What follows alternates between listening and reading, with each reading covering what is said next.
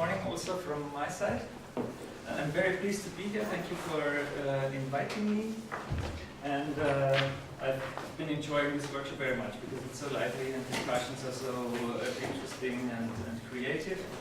And as Manfred has mentioned, well, I'm an outsider to information technology, an outsider to power systems, an outsider to computer science. I'm a trained physicist. That's a good thing, and I've also experience in energy economics. And then, well, I've been working in research, technology, and innovation policy research in the last 15 years. So, I'm involved in a more broader perspective of different innovation aspects and special focus because I'm interested in energy during my lifetime. This is also a topic I'm just working on, which is related to the smart grid. Manfred has already mentioned the title. I would like to start with a little provocative statement here. A smart grid, yes please, but how can I get one and where can I get one? So we have been discussing what usually as a smart grid is conceived of. It's more on the distribution side of the grid, where you have this huge intensity of complex events and complex interactions. The funny pictures which I would show you here. It's extremely complex and complicated for an outsider to get a clue from all this. What industry is already prepared to support. And our question is, what should the smart grid be like? I have always heard that the smart grid will come, but which one will it be? So policy has a certain stake in that. So, can I ask a question? I also always hear that, and I'm wondering why. So currently, as far as I know, there's no fixed political decision this must come. There's a fixed decision they should have larger fraction of renewable power. So is there a reason why everyone is assuming, of course, it will exist? Well, I think in the US there was such a political decision. Okay. So not in Europe, but in the US they made a strong commitment.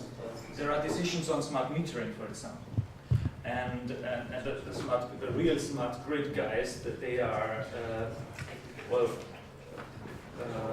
very not very enthusiastic about this decision to roll out smart meters, which are maybe not fully compatible with everything that would be possible with a real thing.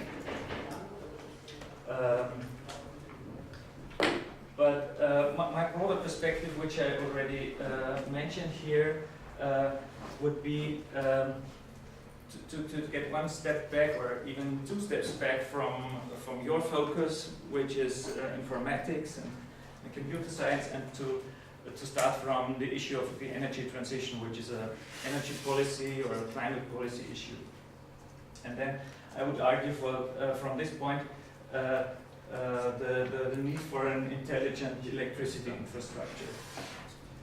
And then the second part of my talk is how we approach to cope with this energy transition, and present a kind of pre-analytical vision that's maybe not scientific really, but comes from more political level. And the core issue of our contribution here is the question how the transition management can be governed. And here governance is meant to be a very broad issue. It's not like policy giving hierarchical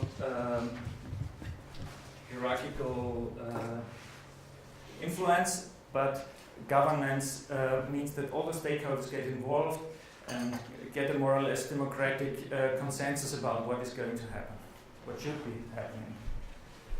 And then final point is I will show you well, the start of a project which is going on in our department, which is an agent-based model on distributed investment in infrastructure technology. So the focus is on building up the infrastructure and not on the power shift and power flow level of the electricity system.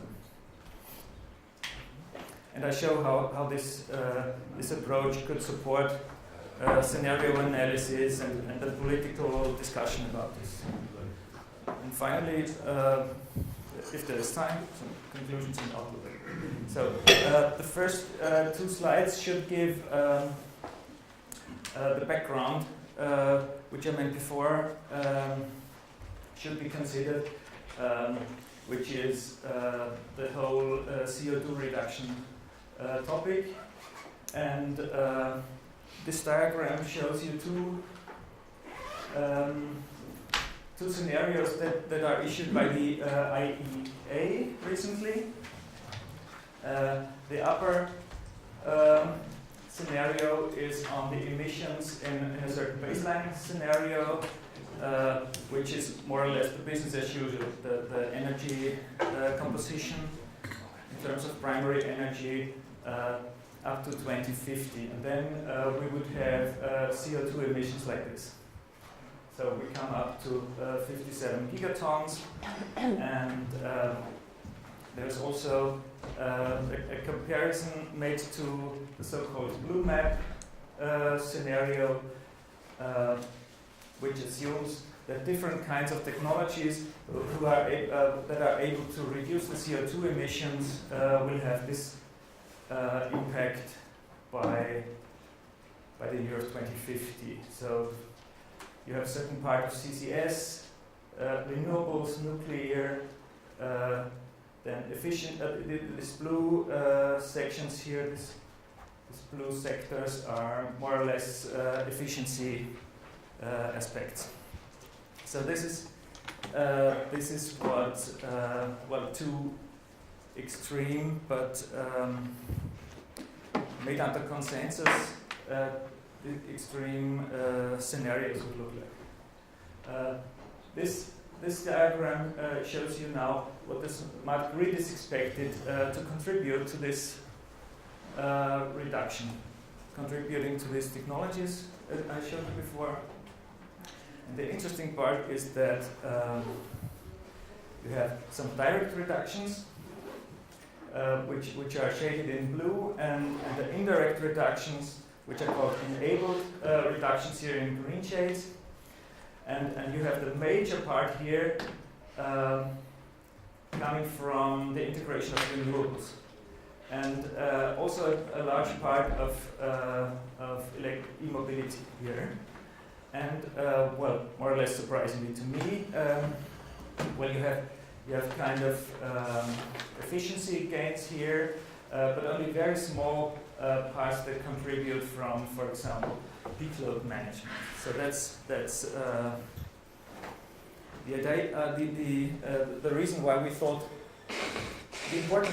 the really important thing for smart grids is that they enable this intermittent renewable generation and storage. So rounding up these two slides first. So climate change issues raise dramatically the pressure on our current energy system. That's one thing.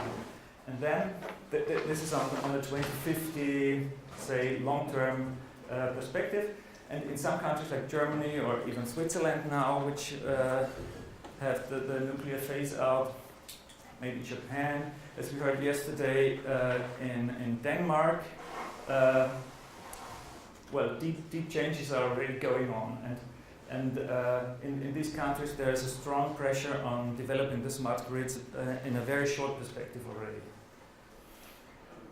Well, I guess I don't tell you anything new here. So the future electricity system will rely on a wide range of technologies. They are spatially distributed, intermittent, and it will also entail distributed storage and also flexible consumption. So and the electricity system will have to change in this in order to enable these technologies here. We'll have to change from a strictly hierarchical demand-driven system to a more complex system with partially self-organized substructures. This I was very glad to hear well, very similar expressions also from you. So I'm happy about this. What will be my point here is that deployment of these technologies is not only a technological issue, not only a technical issue, but is strongly affected by human factors, societal framework, institutional and economic factors. And this all creates substantial uncertainty, and we will, at least I have no good guess what will come out in the end. And even failure will be an option. To go more into depth with respect to self-organized substructures, what it means and what extent do you see this is possible? What's your vision there? The idea is that complex social dynamics will come from self-organizing institutions and groups, which has also been touched yesterday or the day before, where with respect to the grid, cells are organizing or microgrids are organizing, and not only market-based processes are going on, because market means that every information is embedded in the price, and every participant decides only on the price, and he knows that the price reflects quality, and so market would be the mode of exchange if knowledge is perfect on the product, and if no additional social structures are available. And in this case of smart grids, we have, as Ettore Pompard has showed yesterday, he differentiated 5 different layers which create complexity, and that's how the relations among the agents will influence, say, the adoption process of different technologies. So you see more on the societal side rather than the technology side? Yes, that's my focus. I don't know. I don't want to say that this is the most important or the only important thing. It's just my impression that it would be fruitful to take into account this side too.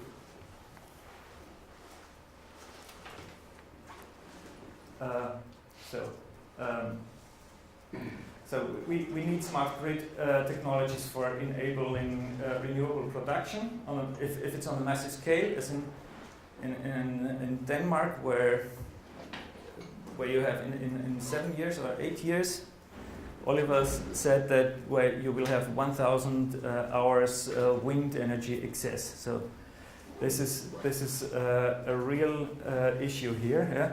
And providing services for the user to become a prosumer. There will be easy access. There must be easy access technology for every person. It's not just for the enthusiasts and the technicians and those people who like to use their laptops or tablets for organizing their smart homes. It should be for everyone. And enabling efficient electricity markets so that exchange relations can take place on a smaller scale, as I said, in this cells or other organizing groups. So while keeping, well, this is an important point, because you can do everything for including the renewables if you just increase the installed grid capacity, but that's too expensive. And the idea is, or the hope is, that a smarter grid would keep the level of power grid investments at a reasonable level. Nobody says that it will cost nothing, but it will cost a lot, but it will cost less than to increase just the network capacity, putting additional copper and and things in the ground. So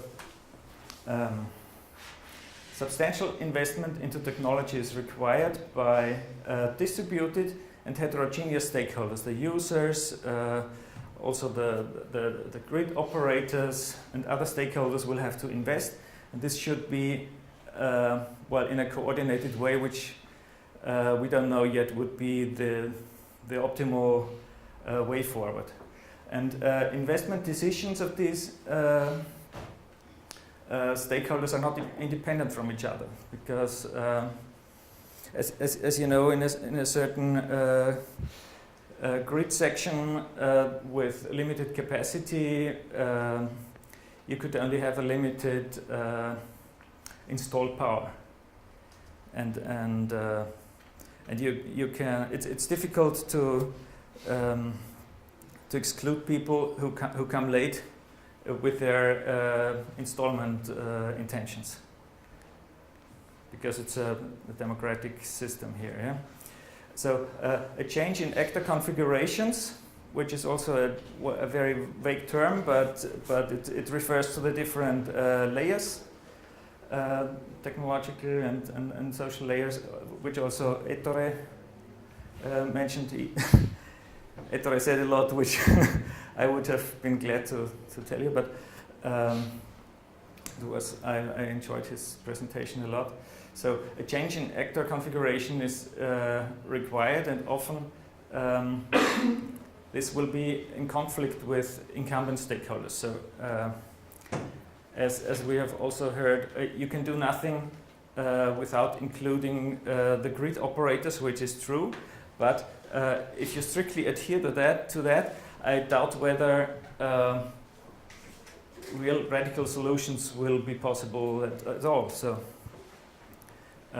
we are thinking of well, in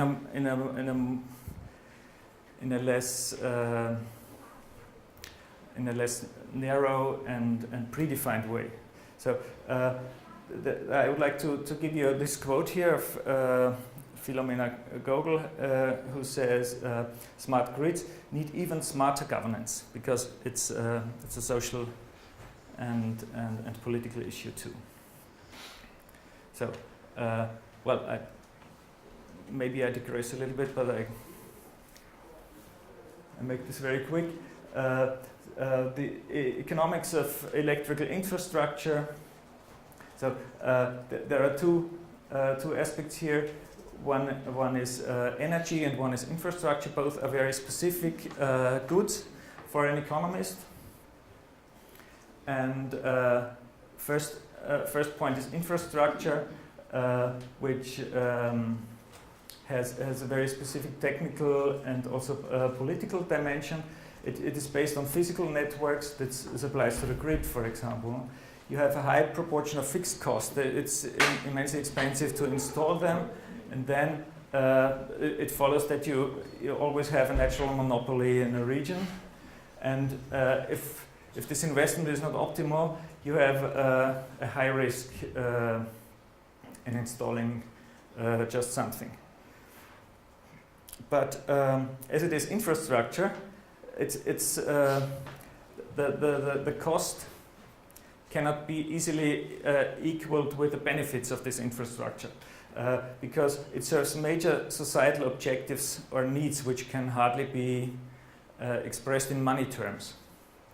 For example, if you have a highway or a train grid or an electricity grid, many things benefit from this which cannot be charged for. So there are social benefits here, yeah?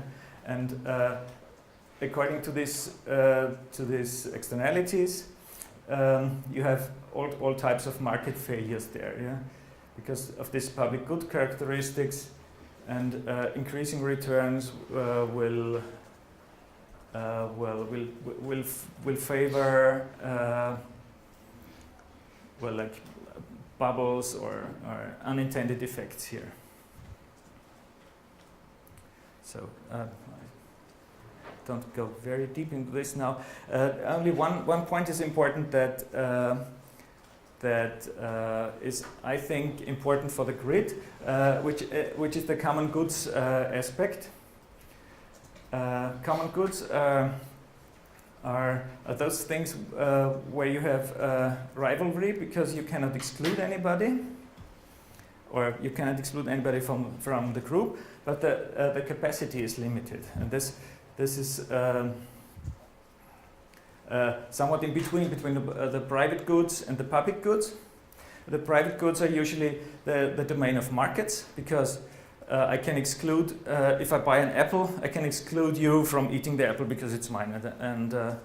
And the opposite is true with public goods.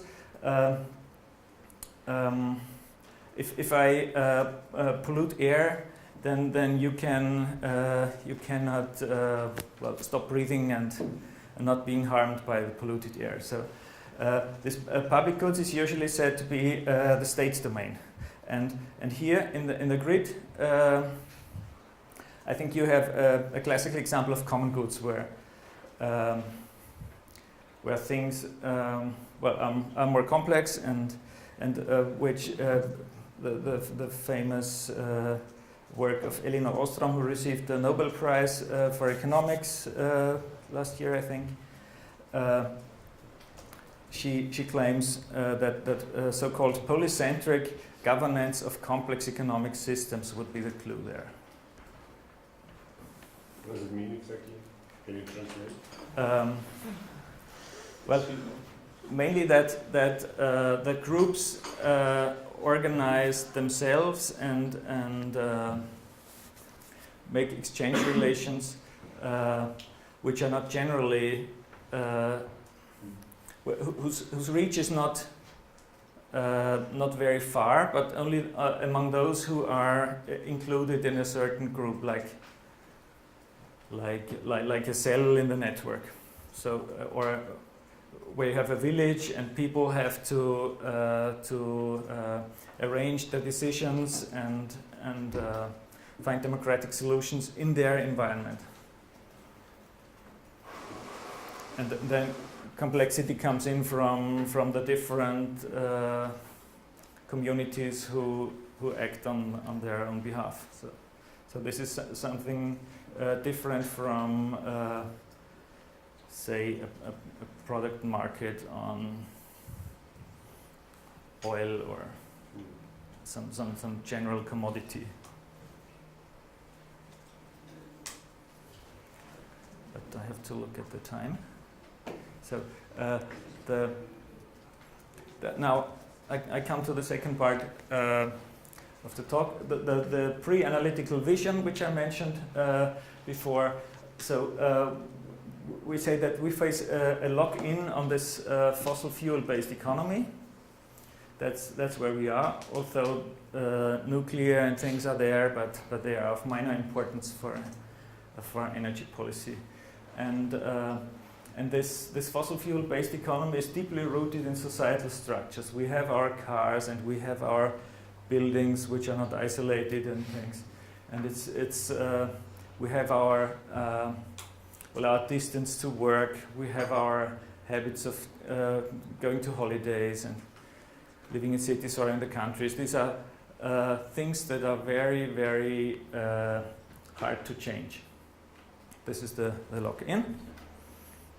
And this lock-in cannot be solved, obviously, by simple state intervention like public procurement. If the state says, I just install this grid and I install this infrastructure, it belongs to me, and I guarantee that everyone will be connected and everyone can consume the energy. So this is simply not anymore an option, because the electricity grid has been coined as the largest machine that humans have ever made. So it's much more complex than CERN or something, yeah? Which is a more localized machine. So the state is simply not able to do this. And all the stakeholders have to get involved and become prosumers, as also a nice word. And on the other side, you have purely market-oriented measures, which means essentially correcting the prices of goods, may be insufficient because, as we know, there are some elasticities which are simply zero. You cannot give away your car if there is no other possibility to come to work, for example. And there is, as you can see from statistics, people buy their fuels at any price. So there's no elasticity, and market measures are simply insufficient for this. And so we think that a profound system change requires changes at all those different levels, at human behavior, societal norms, which is a very long-lasting issue, institutional arrangements, which could mean, for example, who belongs to whom. So the hierarchy of the energy sector, of the different companies operating there, and also economic framework conditions, general energy price, income situation, crisis, and so on. So how can we manage now the system transition? The core question is here, what policies and governance frameworks would be necessary for engaging such a complex issue of a transition here? And we have to face the fact that a generic model that is really policy relevant for managing such transitions is lacking.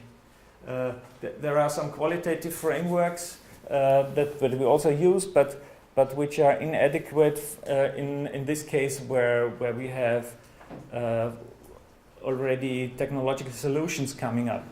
So this multi-level framework, for example, maybe you have heard of it. You have the so-called niche at the lowest level, where for example, smart grid is developed and creating innovation. Then you have one level up, you have a more stabilized and more rigid regime, which would be the fossil fuel regime in this case. And then on top you would have the landscape, which are societal norms and things that change maybe in a century or so. But this is a very qualitative framework, so this is too little for, say, getting into contact with the technology people. So, and on the other hand, transition is often assumed to be too complex to be framed in a formal model. So mathematical models can only, in closed form models can only, address very simplified and idealized structures. And this is also not what we need here.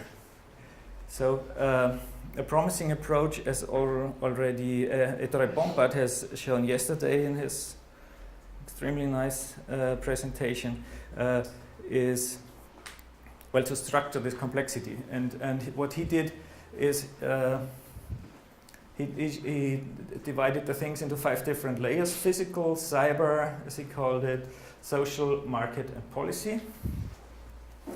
And the approach would be to do some modeling and simulation on that. So where Ettore takes all these 5 levels, we would focus, because we are not so experienced programmers and modelers, to focus on the 3 lower layers and more or less take inputs, exogenous inputs from the physical and the cyber layer. So that's the idea of our activities. How much time do I have? So we're fine. Okay, thank you. So simulating investment decisions. That's a project, as I mentioned, that we started this year, and it's a strategic project that that is funded by the owner of AIT, of BMFIT, and it should be used as a contribution to scenario analysis and to input for scenario discussions and processes where you could show the impacts of different constellations that are being discussed. So why would we experiment with these models? We have no real object yet to observe because the smart grid is more or less a vision of the future. We have long time horizons which will not, which are far beyond an experiment that could be run in real time. These pilots that are being developed well across the country or across the globe already are very resource consuming. So you, of course, it's important to have the real world experiments. Not everybody can afford. So, and there are also ethical arguments because you cannot try out things with people that need the subsistence of energy. You can't cut them off just for trying out something. And well, the objective of our modeling exercise would be to identify possible transition pathways towards a more low carbon system, which means to be based on renewable production, which is distributed. And well, you can discuss well what share of renewables you would like to have and so on. But the focus is on what decisions have to be made, in what sequence, in what time scales these decisions would have to be made, and to test the governance strategies. Who should be involved? What type of policy interventions would be? Should it be the feed-in tariffs or different things? And as I said, objective of this modeling is to support participation of stakeholders. So people should, if they take part in a stakeholder process, they should be informed and should get a clear picture of what expects them. So, very short excursus to agent-based modeling because you are much more an expert in that than I am. Well, it's a methodology for analyzing complex and social systems, complex social and natural systems as we apply them. For example, ecosystems, residential patterns, market bubbles, and also technological change, which is the realm such a smart grid simulation would be. Self-organized systems are characterized by non-predictability, non-linearity, path dependence, and all those slogans here. Bifurcations. Sometimes you have no possibility to get back and try the other way, and the emergence of new phenomena, simply which are unexpected, and one important point is that you have no, often you have no information on the dynamic equation on the macro scale. The macrodynamics emerges from known simple microprocesses. And agent-based models adopt a rule-based micro approach now. So agents are conceived to be stakeholders in this process, organizations, households, well, energy firms, energy producers, grid operators, and things. This agent-based models are appropriate to simulate social behavior, which are transformed into agent rules, and renders emergent, as I have already said. So, and as we can see it in the last, say, 10 or 5 years, this agent-based modeling approach is also increasingly adopted in social science, which is, I think, a development coming from the US to do quantitative social studies, and their simulation has come in. So just a very short sketch on this. An agent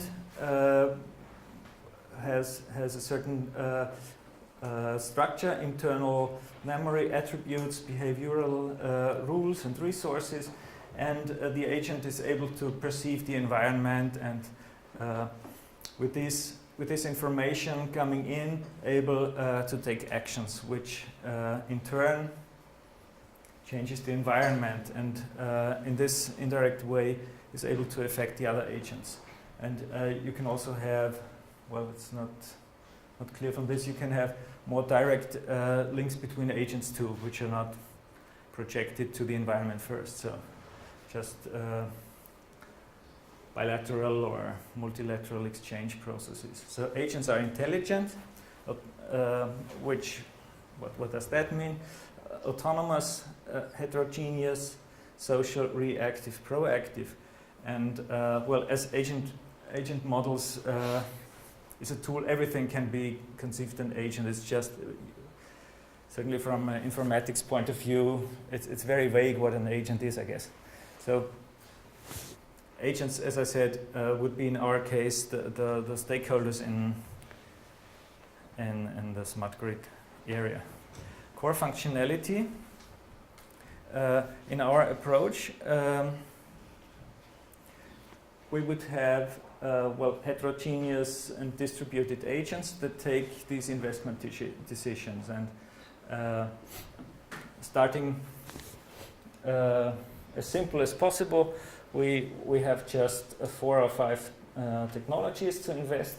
We have a consumption technology that can, well, gradually differ in smartness, which means, well, could reduce peaks and so on if it's smarter, and keep the peaks if it's dumber. So then generation technology, which is intermittent. Well, if we would use solar or wind, you have different kinds of intermittency. Then you have agents that are able to invest in grid capacity and also grid new topology of the grid. And then also storage technology. So this would be the object of the investments. And important to say is maybe that these investment decisions are not limited to physical technologies. They also could be investment products in something, so that collective actions could take place. So a group of actors could invest in say medium scale solar plant or a wind power plant. And well, these agents would optimize their individual utility, and utility functions we think should be in such a way that they are more or less specific to certain agent groups and differ stochastically maybe among individuals, and they act under bounded rationality. They do not know everything, they just have their horizons on which to base their decisions. And the decisions they take should be interrelated. They have the technical constraints which come from the grid. They have the social relations, as Ettore has mentioned. These are the static relations and also the dynamic, how these social relations would change their rules. Institutional arrangements would mean ownership and the influence on the decisions of others. So hierarchy is explicitly built in also. So I think now I got your name right. So just I was happy to include the quote of what I've heard yesterday with the cells. And then also interrelations of the decisions come from the regulatory environment, which is, well, say the political framework. What agents are allowed to do or obliged to do, and so on. Focus of the conceived model is, as I said, infrastructure investment. So the time scale would not be seconds or milliseconds or minutes, but would be something below the lifetime of a technology. So if you invest in something, you have a 5-year lasting technology, and that locks you in for this period, and then you have the possibility to decide just renew it with the same technology, or to take something new, better, more flexible, or something else. So, as I mentioned, these investment products also. Well, this is just well, one of the millions of sketches of smart grids. Agent types that we would like to consider are producers, grid operators, retailers, storage providers, consumers. Well, which means that they could merge somehow and become the prosumers, and also new actors. For example, those flexibility operators, which well would take over some functionalities of well, establishing those subgroups. And what we think is an interesting task to look at the distribution part more, and to look at different kinds of subnetworks. And here we could differentiate between well, different regional specifications. Where here, for example, we have some rural network where we have also empirical many empirical data already. Here, this is an urban network, for example, which could be compared as a different case. Here, we do not have that much empirical material already, and well, what would be aspects are the kind of grid topology in these regions, and also actor population and say distributions of actor characteristics. That should be empirically calibrated, finally, of course. So, okay, just highlighting that what will be the focus of our exercise here. So we have different region types and with different agents here, and also some medium voltage generation facilities possible. Not the transmission grid and upwards that would exceed our resources and energy and abilities. So just to show you a tool that we are using.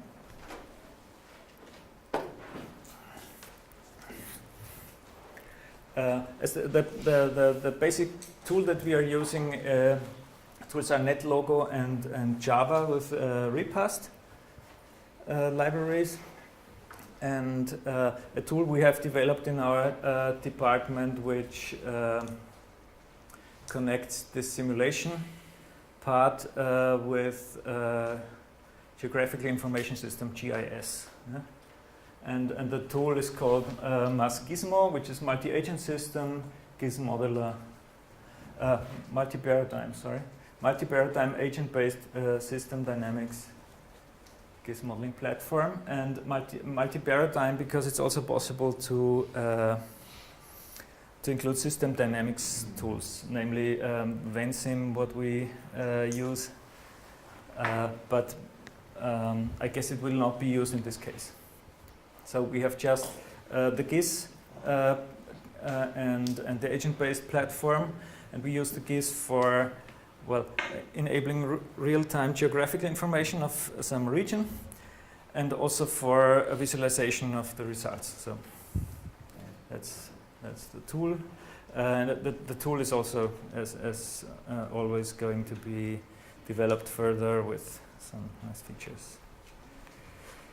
So just one last slide here on the content, which shows you this project that we have. We are now at the very beginning, as I said, focusing on this rose box here called the conceptualization of the multi-agent system. We have a work package on a theoretical basis, then a work package on model building, and a work package on the empirical basis. And that's what we're just doing now, focusing on the economics of energy and infrastructure, the institutional framework and technical framework, and from that doing the abstraction work and so on to build up the formal model,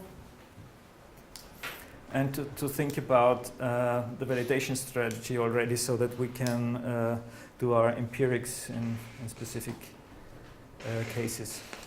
Sorry, And then a question. yes, Is this a Austrian project, national project, or European? it's an in-house project of the AIT, so it's Okay, it's Austrian. in-house project. Yes, but we are eager to, well, to expand our fingers and to get involved with experts of any kind. So then next year's topic will be simulation, and then the final part, which is central for using it in our business also, is to do policy analysis. So, and derive some policy implications. So, last slide. Conclusions and outlook. So I just round up the things I talked about.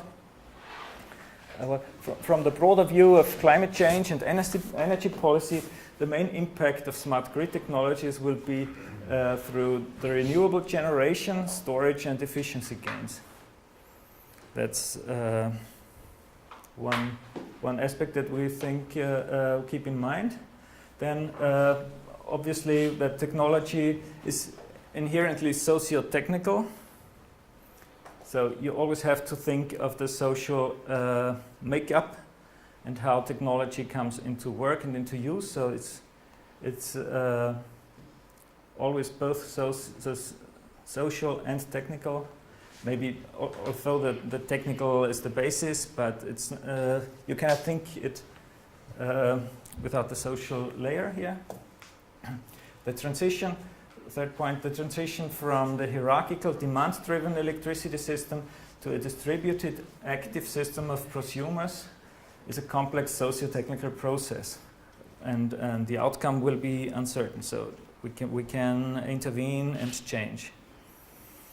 And this agent-based modeling can help to identify different transition pathways, so that a desired outcome maybe could be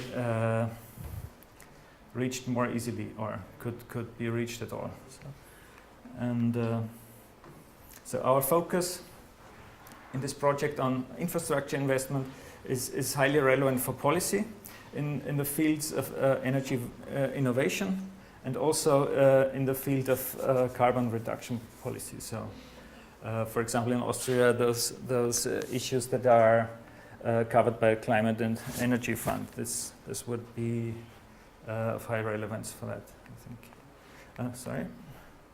And, well, the last point of summing up this, that in our foresight and policy development, we are developing now this modeling tool for focusing on the layers of social, market, and policy aspects more.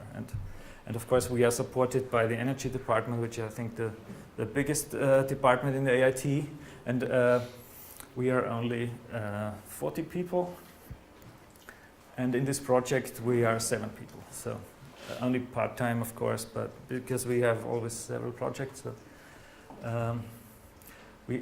our team is also interdisciplinary. We have programmers, sociologists, economists, and one electrical engineer, and a physicist like me, and policy consultant. So, thank you for your attention.